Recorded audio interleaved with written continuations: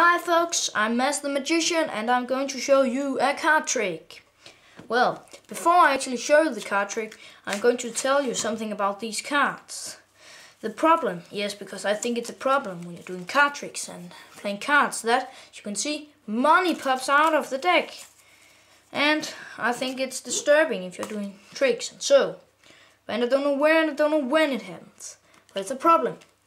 But to the trick, I just want you to say stop when I ruffle through the cards. And you say stop. Okay. Then this is your card. Remember it. Okay?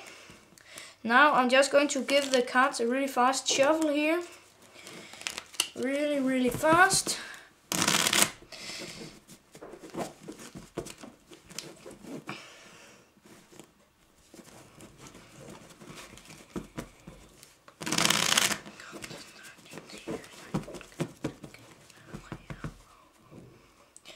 And I'm going to take the top card, and it's a 10 of hearts, and put it into the deck somewhere, doesn't matter, and cut it so it's now on the bottom, the 10 of hearts. And it's as you can see, it's face up and it has to be face down. It's the other cards, or actually I don't need it, so I'm just going to put it here. Now the moment that you all waited for, where I have to use the rubber bands.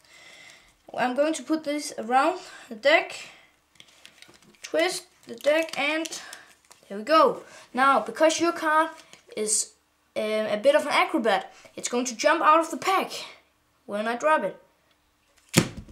And as you see, it's a problem.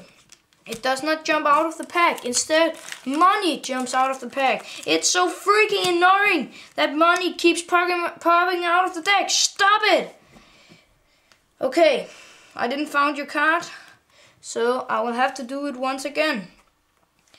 And what I'm going to do is just put the rubber bands around again, around the cards, and twist it round like so. And now I'm going to drop it, and out pops a card.